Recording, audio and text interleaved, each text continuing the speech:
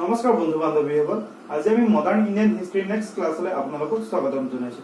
যোৱা ক্লাছত আমি ডিসকাস কৰিছিলো যে কিদৰে ইউৰোপিয়ানসকল ভাৰতলৈ আহিছিল আৰু কোন কোন দলে ভাৰতত খুপনি পুতিব পাৰিছিল তাৰ বিষয়ে বিস্তৃতভাৱে আলোচনা কৰিছিলো। আজি আমি ডিসকাস কৰিম কাৰ্নেটিক ৱাৰ্ছৰ বিষয়ে।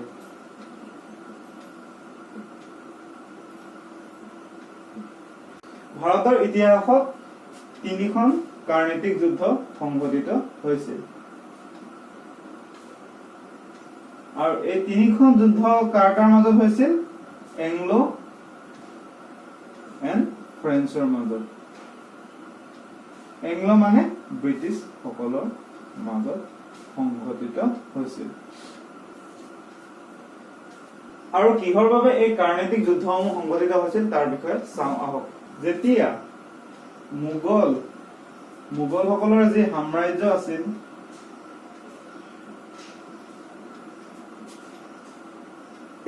চেঞ্চুৰীত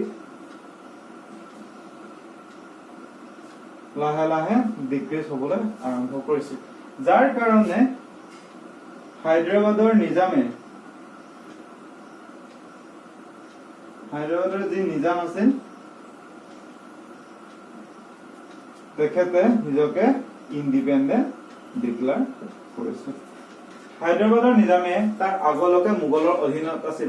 যেতিয়া গম পালে যে মোগলসকলৰ শক্তি লাহে লাহে কমি আহিবলৈ ধৰিছে, তেতিয়া হায়দৰাবাদকে ধৰি বহুত কেইখন অঞ্চল নিজকে ইণ্ডিপেণ্ডেন্ট ঘোষণা কৰিছে আৰু হায়দৰাবাদে ইণ্ডিপেণ্ডেন্ট ঘোষণা কৰিয়ে কাৰ্নেটিক ৰিজন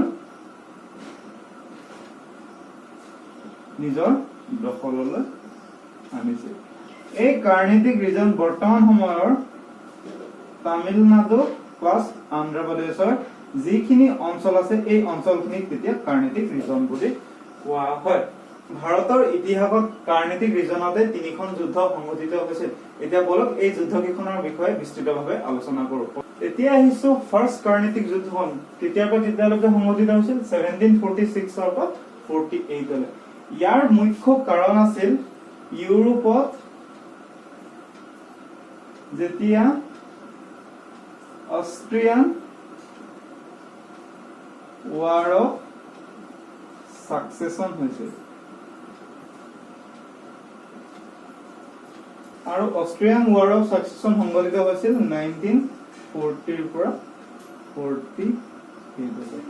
এই অষ্ট্ৰিয়ান ৱাৰ অফ সাকসেশনৰ কাহিনীটো হ'ল, সেই সময়ত অষ্ট্ৰিয়াৰ ৰজা আছিল চাৰ্লছ VI, কিন্তু চাৰ্লছ VIৰ কোনো পুত্ৰ সন্তান নাছিল, যাৰ বাবে তেখেতে নিজৰ জীয়েক মাৰিয়া টেৰেছাক অষ্ট্ৰিয়াৰ ৰজা পাতে। কিন্তু সেই কাৰ্যৰ প্ৰধানত বিৰোধিতা কৰিছিল ফ্ৰান্স আৰু মাৰিয়া টেৰেছাক সাপোৰ্ট কৰিছিল ব্ৰিটেইন। অষ্ট্ৰিয়ান ৱাৰ অফ সাকসেশনৰ বাবে এই দুখন দেশৰ যি মতভেদ আছিল, সেই মতভেদ ইণ্ডিয়াতো প্ৰভাৱ পৰিছিল আৰু ইণ্ডিয়াত প্ৰভাৱ পৰাৰ বাবে 1946ত প্ৰথম কাৰ্নেটিক যুদ্ধৰ আৰম্ভণি হয় আৰু সেই যুদ্ধক আন এটা নাম দিয়া হৈছিল বেটেল অফ আদিয়াৰ। আদিয়াৰ বৰ্তমান ক'ত আছে? মাদ্ৰাছৰ ওচৰত। সেইটো কথা আপোনালোকে মনত ৰাখিব। কেতিয়া আপোনালোকক প্ৰথম কাৰ্নেটিক যুদ্ধৰ সলনি বেটেল অফ আদিয়াৰ বুলিও দিব পাৰে, তেতিয়া আপোনালোকে এইটো কথা মনত ৰাখিব যে প্ৰথম কাৰ্নেটিক ৱাৰ আৰু বেটেল অফ আদিয়াৰ দুইখন একেই। এতিয়া আহিছো প্ৰথম কাৰ্নেটিক যুদ্ধত কি কি ঘটিত হৈছিল। যেতিয়া অষ্ট্ৰিয়ান ৱাৰ অফ সাকসেশনৰ বাবে ফ্ৰান্স আৰু ব্ৰিটেইন দুটা বিপৰীত পক্ষত আছিল, তেতিয়া ভাৰততো ইয়াৰ প্ৰভাৱ পৰিছিল। অষ্ট্ৰিয়ান ৱাৰ অফ সাকসেশনৰ বাবে ফ্ৰান্স আৰু ব্ৰিটেইন যেনেকে বিপৰীত স্থিতিত আছিল, সেই কথা ভাৰতত 1946ত গম পাইছিল আৰু গম পোৱাৰ লগে লগে ফ্ৰান্সৰ যি গভৰ্ণৰ আছিল ভাৰতত, ফ্ৰেঞ্চ গভৰ্ণৰ আছিল, তেখেতৰ নাম আছিল ডুপ্লেক্স। সেই তেখেতে ইংলিছক প্ৰথমবাৰ এটেক কৰিছিল আৰু কেতিয়া এটেক কৰিছিল? 1946ত। কিন্তু এটেক কৰিছিল যদিও ইংলিছসকল খুব টেঙৰা আছিল, যাৰ বাবে ইংলিছসকল প্ৰথম কাৰ্ণেটিক যুদ্ধত জয়লাভ কৰিছিল। এইটো কথা মনত ৰাখিব যে প্ৰথম কাৰ্ণেটিক যুদ্ধত কোনে জয়লাভ কৰিছিল, তেতিয়া আপোনালোকে ক'ব ইংলিছসকলে জয়লাভ কৰিছিল। এতিয়া আহিছো ছেকেণ্ড কাৰ্ণেটিক ৱাৰ, যিটো সংঘটিত হৈছিল 1749 পৰা 1754 লৈকে। প্ৰথম কাৰ্ণেটিক যুদ্ধৰ কাৰকসমূহ আছিল বাহিৰৰ, অৰ্থাৎ ভাৰতৰ ভিতৰত নাছিল, ভাৰতৰ বাহিৰত। যেনে অষ্ট্ৰিয়ান ৱাৰ অফ ছাকচেছন ইণ্ডিয়াৰ ভিতৰত নাছিল, ইণ্ডিয়াৰ বাহিৰত হৈছিল। কিন্তু ছেকেণ্ড কাৰ্ণেটিক ৱাৰৰ যিটো কাৰক আছিল সেইটো আছিল ভাৰতৰ। আৰু কিহৰ বাবে ছেকেণ্ড কাৰ্ণেটিক ৱাৰ সংঘটিত হ'ল তাক আমি চাওঁ আহক। যেতিয়া হায়দৰাবাদৰ নিজাম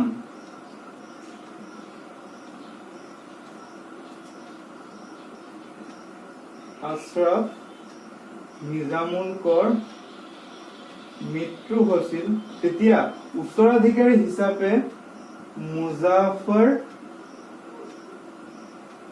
জং আৰু নাছিৰ জাঙৰ মাজত যুদ্ধ আৰম্ভ হৈছিল। আৰু মুজাফৰ জঙৰ সৈতে লগ দিছিল চন্দা চাহেব। এই দুজন লগ হৈছিল। এই দুজনক সহায় কৰিছিল ফ্ৰেঞ্চ সকলে আৰু এখেতক সহায় কৰিছিল ব্ৰিটিছ সকলে।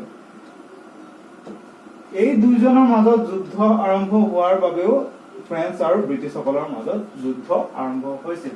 কিন্তু এই যুদ্ধটো ব্ৰিটিছ সকলে জয়লাভ কৰিছিল। এই যুদ্ধৰ সময়ছোৱাতে ফ্ৰান্সৰ গভৰ্ণৰ যি ডুপ্লেক্স আছিল, এই ডুপ্লেক্সক আঁতৰাই নতুনকে এজন গভৰ্ণৰ পাতিছিল, সেইজন হৈছে গৌধেৰু। আৰু যেতিয়া ডুপ্লেক্সক ৰিপ্লেচ কৰা হ'ল, তেতিয়াই ছেকেণ্ড কাৰ্ণেটিক ৱাৰ এণ্ড হৈ পৰিল। সো এইটো কথা আপোনালোকে মনত ৰাখিব। ছেকেণ্ড কাৰ্ণেটিক ৱাৰ ইমানখিনি হ'ল। এতিয়া আহিছো থাৰ্ড কাৰ্ণেটিক ৱাৰ, যিটো সংঘটিত হৈছিল 1756 পৰা 1763 লৈকে। এই যুদ্ধৰ মূল কাৰণ আছিল ইউৰোপত সংঘটিত হোৱা 7 years war। এই 7 years waৰৰ বাবে থাৰ্ড কাৰ্ণেটিক ৱাৰৰ আৰম্ভণি ঘটিছিল। আৰু এই 7 years war কেতিয়া সংঘটিত হৈছিল? 1756। আৰু ই কাৰ কাৰ মাজত হৈছিল? ব্ৰিটেইন আৰু ফ্ৰান্সৰ মাজত। যিহেতু ব্ৰিটেইন আৰু ফ্ৰান্স ইউৰোপত যুদ্ধ কৰি আছিল, তাৰ যিটো প্ৰভাৱ, এইটো প্ৰভাৱ ভাৰততো দেখা পোৱা গৈছিল। আৰু তাৰ কাৰণে থাৰ্ড কাৰ্ণেটিক ৱাৰৰ আৰম্ভণি হৈছিল। থাৰ্ড কাৰ্ণেটিক ৱাৰৰ ব্ৰিটেইনৰ যিজন কামাণ্ডাৰ আছিল, তেখেত আছিল ছাৰ আয়াৰ কটে। আৰু ফ্ৰান্সৰ যিজন কামাণ্ডাৰ আছিল, সেইজন হৈছে কাউণ্ট ডি লেলি। এই কথাটা মনত ৰাখিব। থাৰ্ড কাৰ্ণেটিক ৱাৰৰ ব্ৰিটেইনৰ কামাণ্ডাৰ কোন আছিল? ছাৰ আয়াৰ কটে। আৰু ফ্ৰান্সৰ কোন আছিল? সেইজন হৈছে কাউণ্ট ডি লেলি। এই কথাটা আপোনালোকে মনত ৰাখিব। এই যুদ্ধটো ব্ৰিটিছ সকলে জিকিছিল। আৰু ট্ৰিটি অফ পেৰিছৰ ফলস্বৰূপে ফ্ৰান্স সকলে কেৱল পুডুচেৰী, মাহে, কৰাইকাল আৰু ইয়ানামতে নিজৰ এক্টিভিটিসমূহ কৰিব পাৰিব আৰু ভাৰতৰ বাকী অংশৰ পৰা সিহঁতে আঁতৰিব লাগিব। সো এইটোৱে হৈছে থাৰ্ড কাৰ্ণেটিক ৱাৰ। এতিয়া আহিছো প্ৰত্যেকখন কাৰ্ণেটিক যুদ্ধত ফ্ৰান্সসকলৰ কিয় পৰাজয় হৈছিল আৰু ব্ৰিটিছসকল কিয় জয় হৈছিল তাৰ বিষয়ে আলোচনা কৰো আহক। প্ৰত্যেকখন কাৰ্ণেটিক যুদ্ধত ফ্ৰান্সসকলৰ পৰাজয় আৰু ব্ৰিটিছসকলৰ জয় হোৱাৰ মূল কাৰকসমূহ হ'ল ব্ৰিটিছসকল কমাৰ্চিয়েল আৰু নেভেলত পাৰ্গত আছিল।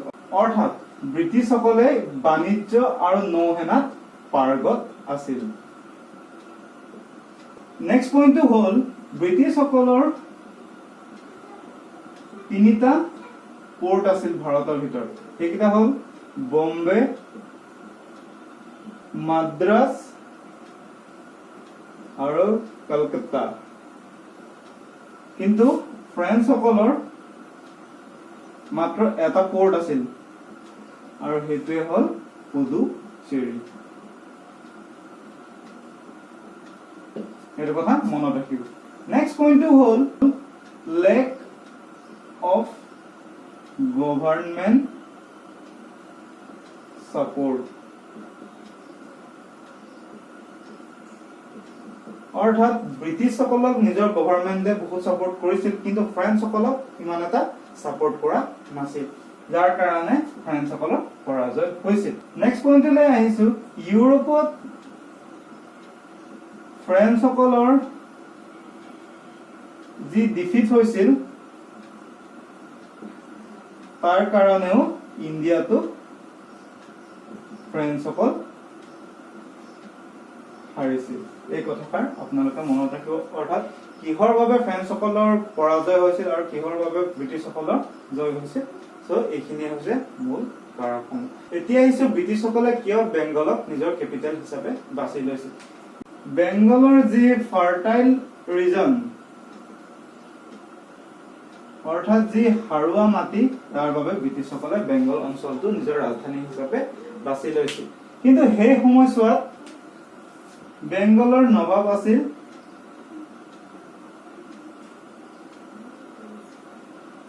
সিৰাজউদ্দৌলা।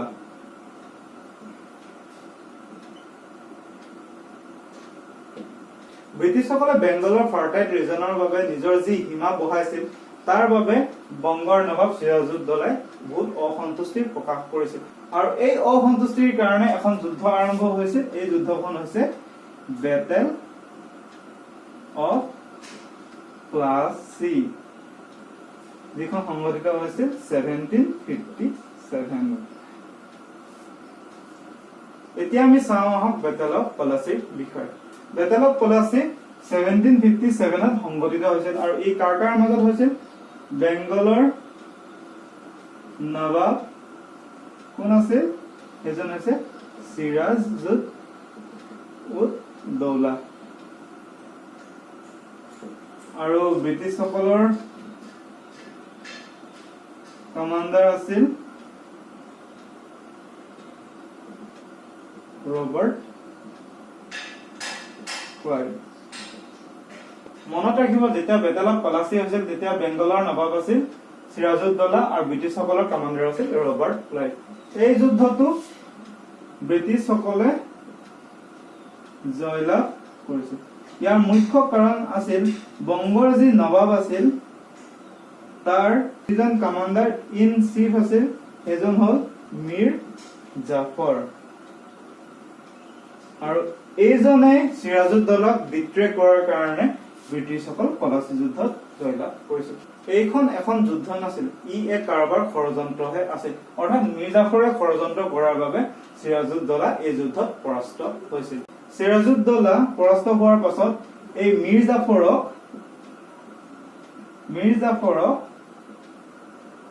বেংগলৰ নবাব পাতিছিল। একচুৱেলি মীৰ জাফৰ নামতহে বংগৰ নবাব আছিল, কিন্তু তেখেতে ব্ৰিটিছৰ পুতলা আছিল। অৰ্থাৎ ব্ৰিটিছে যি কয় তাকে কৰিছিল। ব্ৰিটিছৰ কিছুমান আনজাষ্টিফাইড ডিমাণ্ড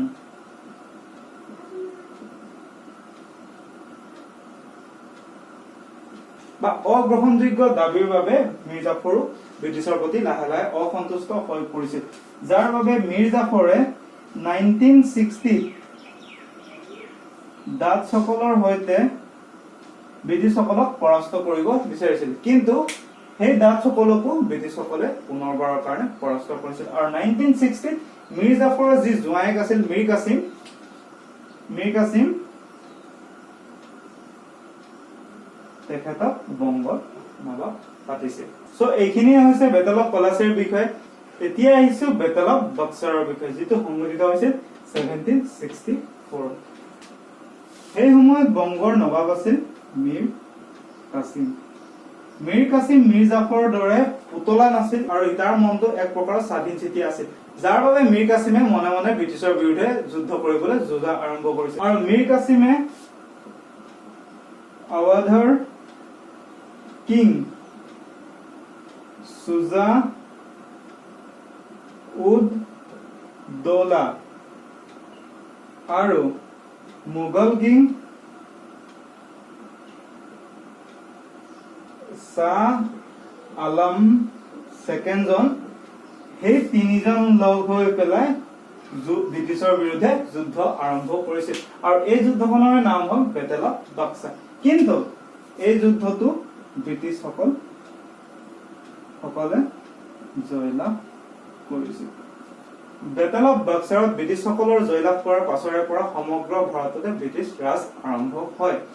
সো এইখিনিয়ে হৈছে বেটেল অফ বাক্সাৰৰ বিষয়ে। আমি নেক্সট ক্লাছত আলোচনা কৰিম কলোনিয়েলিজিমৰ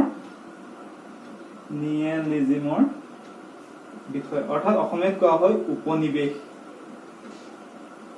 অৰ্থাৎ ব্ৰিটিছসকলে ভাৰতবৰ্ষত কেনেদৰে ৰাজত্ব কৰিছিল নেক্সট ক্লাছত আমি আলোচনা কৰিম। সো আজিৰ ভিডিঅ'টো ইমানেই। যদি ভিডিঅ'টো ভাল পালে লাইক কৰিব, শ্বেয়াৰ কৰিব, ছাবস্ক্ৰাইব কৰিব আৰু যদি কিবা বুজি নাপালে কমেন্ট কৰি ক'ব পাৰে। আজিলৈ সামৰিছো, ধন্যবাদ।